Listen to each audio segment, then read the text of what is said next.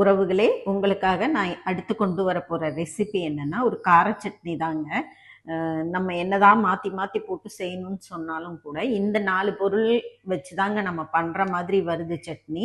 So இன்னைக்கு வந்து இந்த பெரிய வெங்காயம், தக்காளி, காஞ்ச மிளகாய், பூண்டு, கருவேப்பிலை, இது கூட கொஞ்சம் பெருங்காயம் சேர்த்துப்பேங்க, கொஞ்சம் சால்ட் சேர்த்து எல்லாம் வதக்கி அரைக்கிறது தாங்க. வாங்க இந்த சட்னி எப்படி செய்யறதுன்னு பார்க்கலாம். எண்ணெய் காஞ்சிருச்சு. இதில் காஞ்ச மிளகாயை சேர்த்துக்கோங்க. சேர்த்துட்டு இது கூட கருவேப்பிலையும் கொஞ்சம் சேர்த்துப்போம். கருவேப்பிலை எவ்வளோ போட்டாலும் நல்லா தாங்க இருக்கும் சட்னிக்கு. ஸோ இந்த அளவுக்கு போட்டுக்கலாம். இந்த சட்னிக்கு போட்டுக்கோங்க. போட்டுட்டு இதை நல்லா கொஞ்சம் வதக்கி எடுத்துக்கோங்க. இது கூடயே இந்த 2 பல்லு பூண்டையும் சேர்த்து போட்டு வதக்கிக்கோங்க. வதங்கின காஞ்ச மிளகா, பூண்டு கூட இந்த வெங்காயத்தை சேர்த்து வதக்கிக்கோங்க.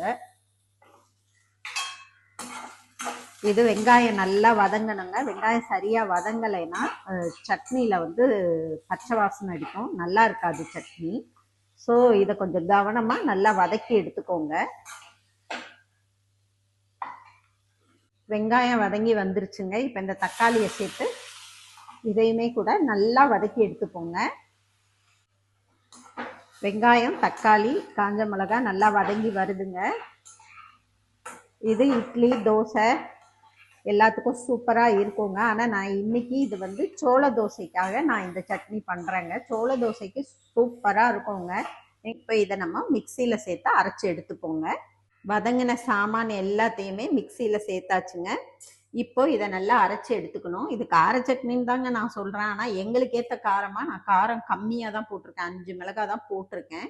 காரம் நல்லா வேணும், இன்னும் கூட சூப்பராக டேஸ்ட்டாக வேணும் காரத்தோட அப்படின்னு சொன்னீங்கன்னா நீங்கள் ஒரு 9 மிளகாய் வரைக்கும் கூட போடலாங்க. செம்ம காரமாக இருக்கும். ஆனால் அவ்வளோ காரம் எங்களுக்கு ஆகாதுன்னு நான் ஒரு 5 வத்தல் தான் போட்டிருக்கேன். உங்களுக்கு காரம் அதிகம் வேணும்னா கூட கொஞ்சம் வத்தல் போட்டுக்கோங்க. இது கூட கொஞ்சம் சால்ட் சேர்த்துக்கோங்க. உறவுகளே, இன்னைக்கு நம்ம வீட்டில் சோள தோசை தாங்க காலையில் பிரேக்ஃபாஸ்ட்டுக்கு. இதுக்கு நான் கார சட்னி தாங்க அரைக்கிறேன். சோள தோசை ரெடி ஆயிடுச்சுங்க. கார சட்னி அரைச்சாச்சுங்க. அப்பா, இதுவே காரம் ஜாஸ்தியாக இருக்குங்க. ஸோ நீங்கள் 5 மிளகாயே போட்டுக்கோங்க. என்ன கேட்டால் இது போதுங்க இந்த காரம். கடாயில் எண்ணெய் சூடாயிடுச்சுங்க. அதில் கடுகு, உளுந்து போட்டிருக்கேன். இது கூட கொஞ்சம் பெருங்காயம் சேர்த்துக்கோங்க.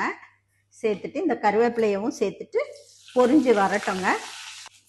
கடுகு பொரிஞ்சு வருதுங்க. இப்போ அரைச்சி வச்ச சட்னியை இதோட சேர்த்து கொதிக்க விட்டுறணுங்க. கொதிச்சு கொஞ்சம் வத்தணும்.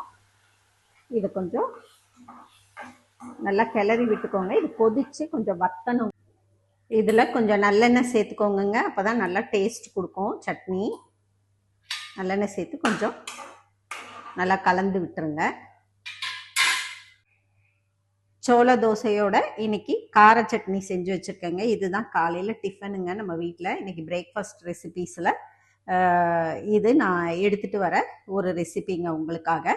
ஸோ சப்ஸ்கிரைப் பண்ணிவிட்டு பாருங்கள் உறவுகளே. தேங்க்யூங்க.